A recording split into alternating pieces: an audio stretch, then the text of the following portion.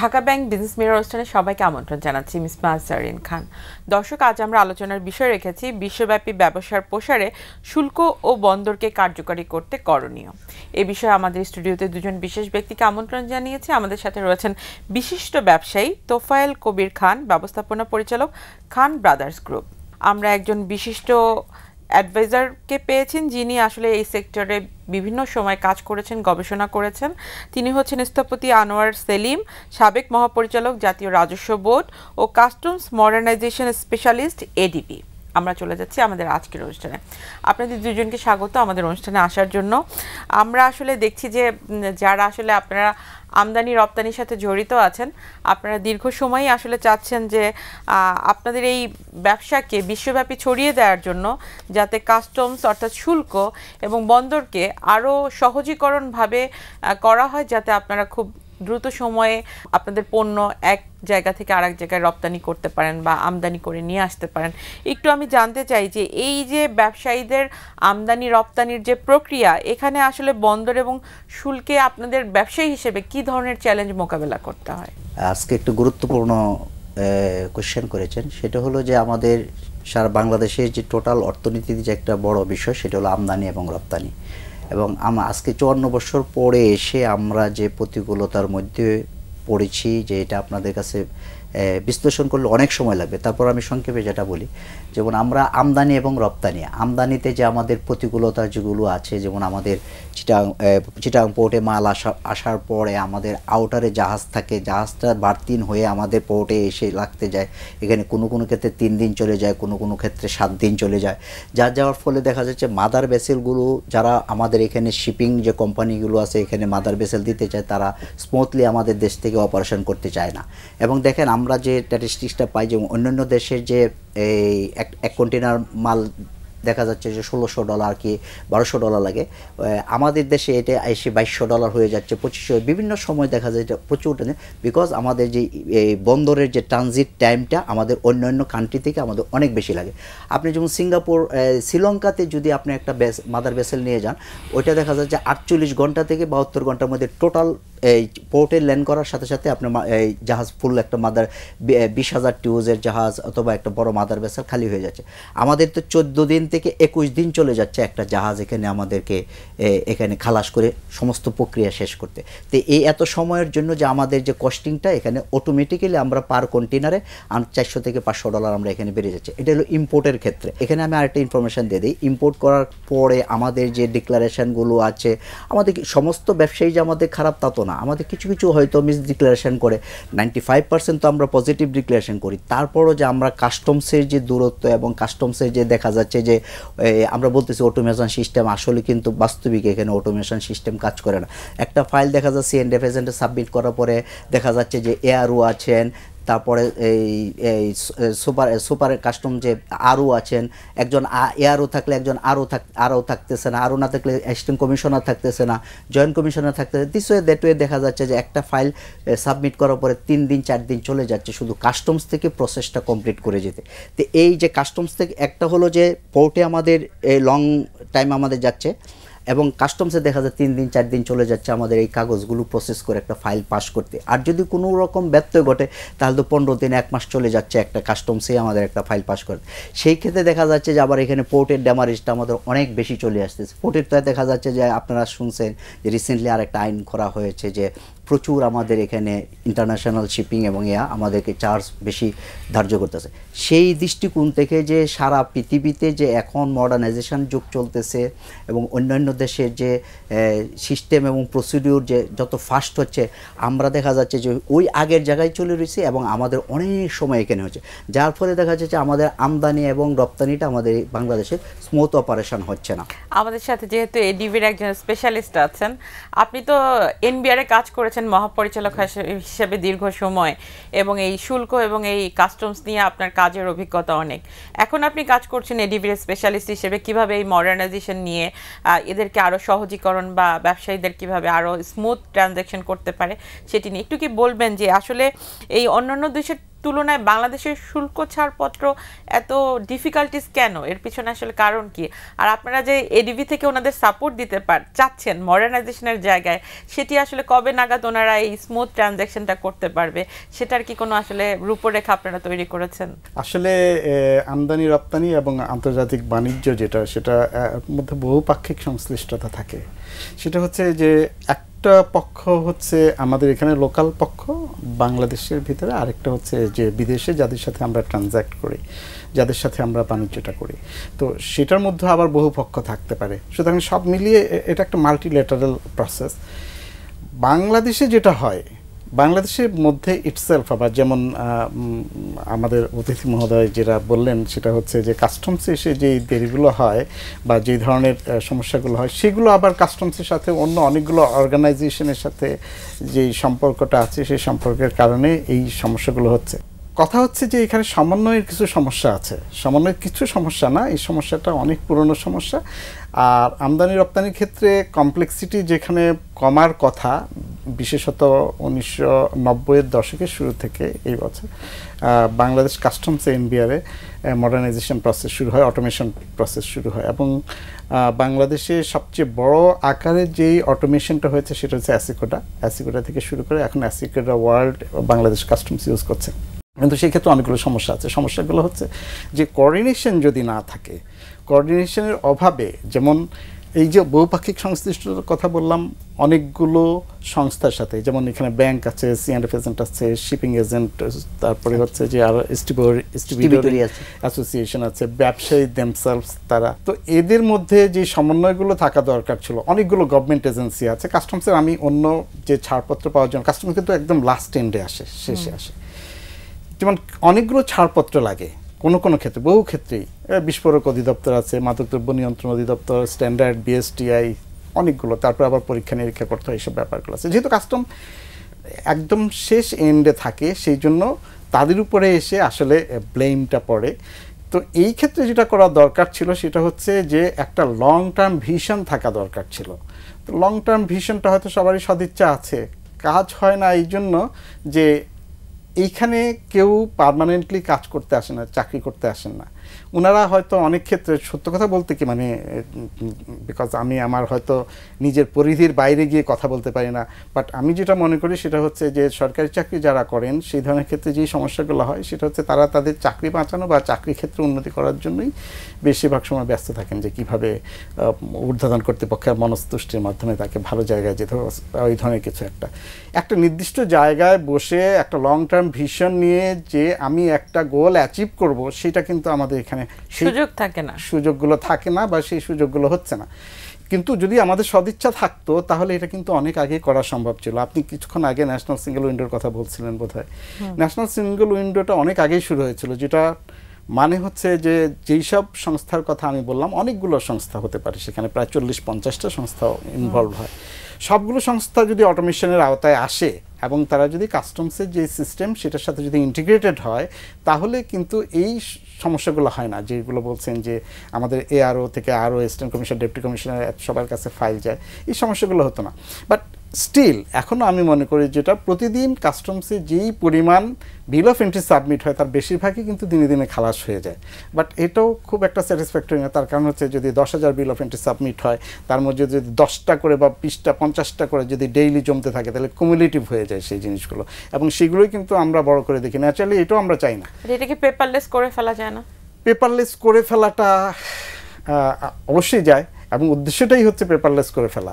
এই পেপারলেস করে ফেলার ক্ষেত্রে যেই ধরনের সংযোগগুলো থাকার দরকার ছিল, ইন্টিগ্রেশন যেগুলো দরকার ছিল, সেই ইন্টিগ্রেশনগুলো আমাদের দেশে হয় নাই, হচ্ছে না, করা যাচ্ছে না, সম্ভব হচ্ছে না। এখন তো শুনছি যে বিভিন্ন বিদেশি সংস্থা তারা চাচ্ছে এই জায়গাগুলোতে কাজ করতে। ওই যে একে হচ্ছে সদিচ্ছার অভাব, দ্বিতীয়ত হচ্ছে যে ভিশন, আমি যেটা বললাম সদিচ্ছার সাথে ভিশন, তারপরে লিডারশিপ, অনেকগুলো ইস্যুজ আছে।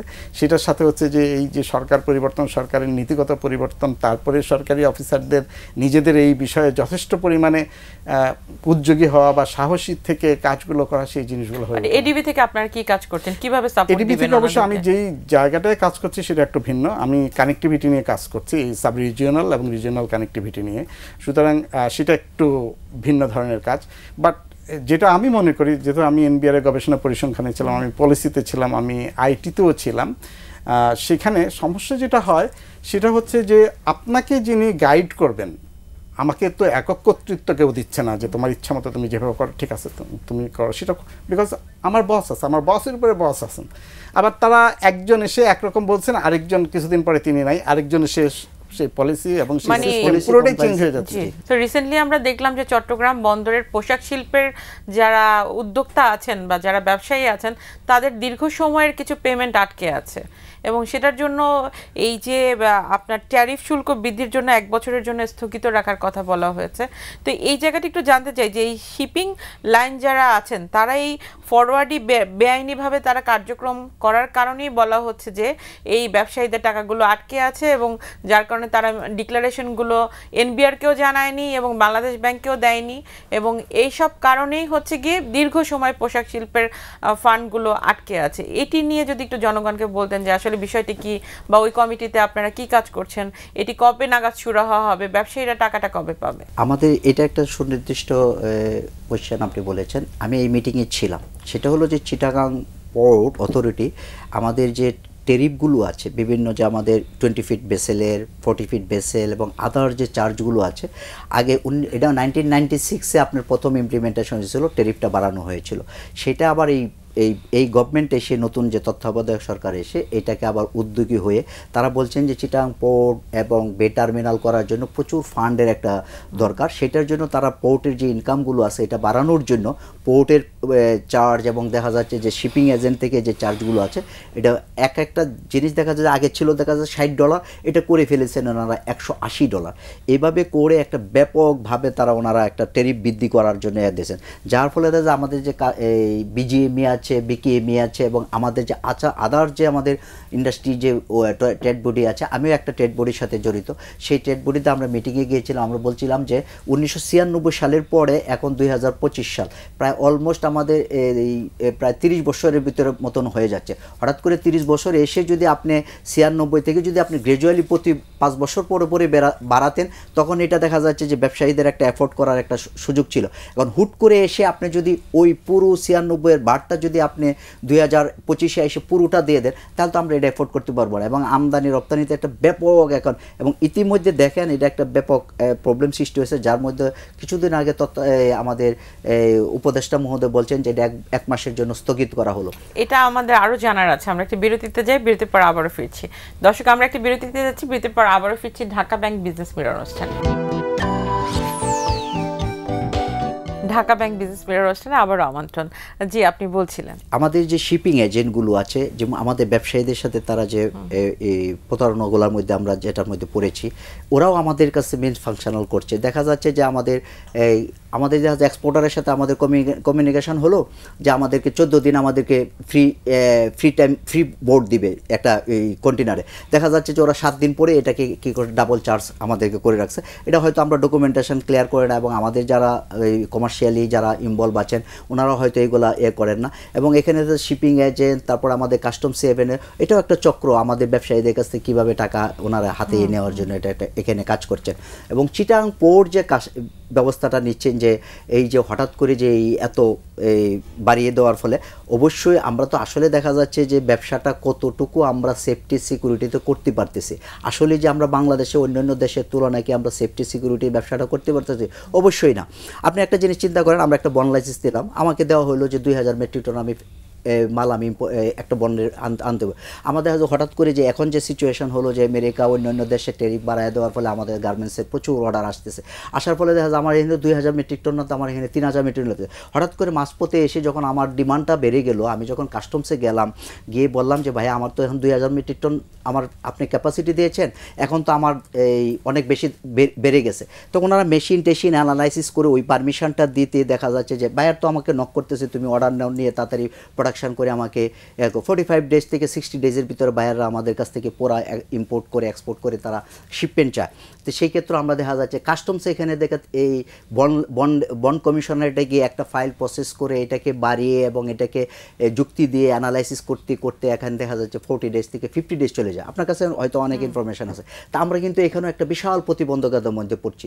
এবং কাস্টমসের যে প্রবলেমগুলো আমরা এখন সবচেয়ে বেশি দেখেন আনইউজুয়াল যে ঘটনা ঘটে কিছুদিন আগে ঘটে গেল, আমাদের প্রায় 45 ডেজ আমাদের টোটাল এক্সপোর্ট ইম্পোর্ট টোটালটাই আমাদের বন্ধ ছিল। আলটিমেটলি একদিক দিয়ে রেভিনিউ নষ্ট হলো, দ্বিতীয় কথা হলো যে আমরা তো একটা বিশাল ব্যত্যয়ের মধ্যে পেলাম, এবং চিটাং পোর্টে যে মালগুলো আসলো, আসার পরে এই চিটাং পোর্টের ড্যামারেজ, শিপিং ড্যামারেজ, এইগুলো দিয়ে প্রত্যেকের যে লক্ষ লক্ষ কোটি কোটি শত শত কোটি টাকা এক একজন আমরা ক্ষতিগ্রস্তের মধ্যে পড়েছি। আসলে এটা আমাদেরকে দেখার জন্য আসলে কোনো সুনির্দিষ্ট বডি নেই। আমরা দেখছি যে শিপিং লাইনগুলো কিন্তু মানে একটা বড় ধরনের চ্যালেঞ্জ তৈরি করছে ব্যবসায়ীদের জন্য, এবং রিসেন্টলি এই ক্রাইসিসে আপনি দেখেন যে শিপিং লাইনগুলো কিন্তু তথ্যগুলো ঠিকমতো এনবিআর বা বাংলাদেশ ব্যাংকের কাছে দেয়নি, আবার যখন ওনারা বলছেন তখন কিন্তু রিড করে বা একটা ভয় দেখিয়ে ওনাদেরকে থামিয়ে দেওয়া হচ্ছে, যার কারণে ওনারা কিন্তু প্রেসারে আগাতে পারছে না। আসলে যেটা হয়েছে সেটা হচ্ছে যে সত্যি বলতে কি আমাদের এখানে কোনো ফেয়ার বিজনেস কালচার গড়ে ওঠে নাই। গড়ে না ওঠার কারণে কতগুলো র্যাকেট তৈরি হয়েছে। সেটা হতে পারে যে সরকারি কর্মকর্তা এবং তাদের সাথে যারা সহযোগিতা করেন, C&F এজেন্ট এবং স্টেক হোল্ডার্স যারা আছেন, ইভেন ইম্পোর্টার এক্সপোর্টার, কারো মধ্যেই কিন্তু ওই যে সততা, বেশিরভাগের ক্ষেত্রে ধরেন একজন ঠিক আছে, ইম্পোর্টার ইজ ফাইন, তার দিক থেকে কোনো সমস্যা নেই, কিন্তু তার যে C&F এজেন্ট আছে, তার যে শিপিং এজেন্ট আছে, তারও কারো একজনের পক্ষ থেকে, অথবা সরকারি যে এজেন্সিগুলো আছে কারো একজনের পক্ষ থেকে, কোনো একটা পক্ষ থেকে যখন ব্যাপারটা আটকে যায় তখন কিন্তু পুরোটাই স্টলড হয়ে গেল। এটা একটা হচ্ছে সবচেয়ে বড় ধরনের সমস্যা। উনি যেটা বলেছেন আমি ওনার সাথে সম্পূর্ণরূপে একমত। যেমন বন্ডের বিষয়টা উনি বলছিলেন কিছুক্ষণ আগে, এটা খুবই দুর্ভাগ্যজনক, কারণ বন্ড নিয়ে দীর্ঘদিন ধরে কথা হচ্ছে। এর মধ্যে বন্ড অটোমেশনের চেষ্টা করা হয়েছে, কিন্তু পার্সোনালি আমার কাছে মনে হয়েছে, যেহেতু আমি এনবিআরও ছিলাম, সেটা হচ্ছে যে এটাকে যেই পদ্ধতিতে অটোমেশন করা হচ্ছিল, ইট ইজ কোয়াইট ইম্পসিবল। এই হিসাবপত্র রাখা এবং যেইভাবে তারা এখন বন্ডের অডিটগুলো হয়, সেই অডিটের মাধ্যমে তারা নিশ্চিত করেন যে উনি যে পরিমাণ চাহিদার কথা বলেন সেই পরিমাণ চাহিদাটা ওনাকে অ্যালোকেট করার ক্ষেত্রে, এগুলো খুবই ডিফিকাল্ট কতগুলো বিষয় আছে। তাই আর এই জিনিসগুলো আমার মনে হয় যে এখানে এটা হচ্ছে নীতিগত পরিবর্তনটা দরকার। অর্থাৎ আমরা যদি এনবিআর এর পলিসি, বন্ড সম্পর্কিত পলিসিটাতে যদি পরিবর্তন নিয়ে আসি, তাহলে কিন্তু অনেক কিছুই সহজ হবে। কিন্তু এখন তো দেখা যাচ্ছে যে এই যে নীতিমালা বা এনবিআর যে সংস্কারের যে মাধ্যম আছে, সেখানে তো অটোমেশনটাকে আমাদের এখানে একটা বড় ব্যাপার আছে, সেটা হচ্ছে যে in some sense we are a bit tax hungry, কারণ হচ্ছে আমাদের ট্যাক্স ছাড়া চলবে না। আর সেটার জন্য কাস্টমস কর্মকর্তাদের, এনবিআর এর কর্মকর্তাদের, in real sense tax officials যারা আছেন, ইনকাম ট্যাক্স, ভ্যাট, কাস্টমস, তাদের একটা স্বেচ্ছাধীন ক্ষমতা আছে এবং তাদের একটা কুয়াসি জুডিশিয়াল ক্ষমতাও আছে। সেই কুয়াসি জুডিশিয়াল ক্ষমতা তারা প্রয়োগ করার ক্ষেত্রে তারা যে কিছু বাড়াবাড়ি করে না, তা কিন্তু না, তাদের যে ক্ষমতা প্রদর্শন করে না, আমাদের অযৌক্তিকও আমাদের কিছু অনেক কিছু, সরি আমি এটা আপনার কাছে ইন্টারভিউ, যে অনেক কিছু আমাদের কাছে জুডিশিয়াল ক্ষমতা আছে। জুডিশিয়াল ক্ষমতা ওনারা এত বেশি আমাদের ভিতরে ইমপ্লয়েড, অনেক ক্ষেত্রে আমাদের ব্যবসায়ী দেখতে অযৌক্তিক ইমপ্লয়েড আমাদের এখানে প্রয়োগ করার ব্যবস্থা। আপনি তো ওখানে কাজ করেছেন, আপনার কাছে কি মনে হয় না যে আপনাদের কাস্টমস কর্মকর্তা বা এনবিআর কর্মকর্তাদের সাথে ব্যবসায়ীদের একটা দূরত্ব আছে? এই সম্পর্কটা আরো বেশি জোরদার হওয়া দরকার, যাতে আরো বেশি রেভিনিউ কালেক্ট করা যায়। এর মধ্যে সম্পর্ক যদি আরো ভালো থাকে। অন্তর্বর্তী গ্রুপ আছে, তারা হচ্ছে যেমন C&F এজেন্ট আছে, শিপিং এজেন্ট আছে। তো C&F এজেন্টের কাজটা কি? C&F এজেন্ট যেটা হয়, সে হচ্ছে সরকারের অফিসের, অর্থাৎ কাস্টমস অফিসের এজেন্ট হিসেবে কাজ করে, একই সাথে তিনি ইম্পোর্টারের এজেন্ট হিসেবে কাজ করেন। তো এই ধরনের ক্ষেত্রে আমি মনে করি যে বড় ধরনের একটা সমস্যা আছে এই C&F এজেন্সি গুলোর মধ্যে, স্পেশালি C&F। কিন্তু এই ক্ষেত্রে যদি আপনার আধুনিকায়নের কথা চিন্তা করেন, এই সিস্টেমকে আপনারা যদি আরো বেশি সিঙ্গেল উইন্ডো সিস্টেম নিয়ে আসেন, এবং সেই সাথে সাথে আপনার ডিজিটালাইজেশনের কথা তো আছেই, যে ডিজিটাল পুরো ওয়েটাই ডিজিটাল করা। আমি আপনাকে বলছিলাম যে সেটা হচ্ছে বাংলাদেশে 90-এর দশকের শুরু থেকে কিন্তু কাস্টমস অটোমেশন, এনবিআর অটোমেশনের কাজটা শুরু হয়েছিল।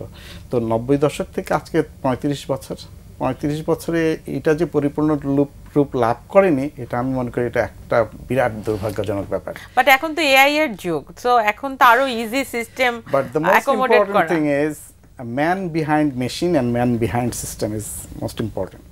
তাহলে ব্যবসায়ীরা এখন যাই থাকুক, ব্যবসায়ীদেরকে আপনি কি পরামর্শ দিচ্ছেন?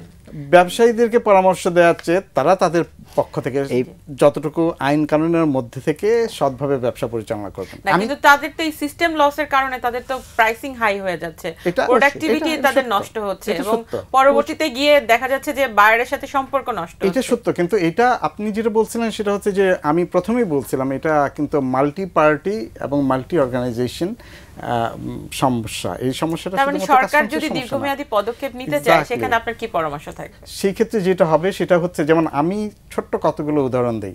যেমন আমি ইন্টিগ্রেশন করছি ব্যাংকের সাথে, কিছুক্ষণ আগে কিন্তু বলছিলেন তো ফাইল সাহেব, ব্যাংকের সাথে ইন্টিগ্রেশন করলাম, but this integration is not working.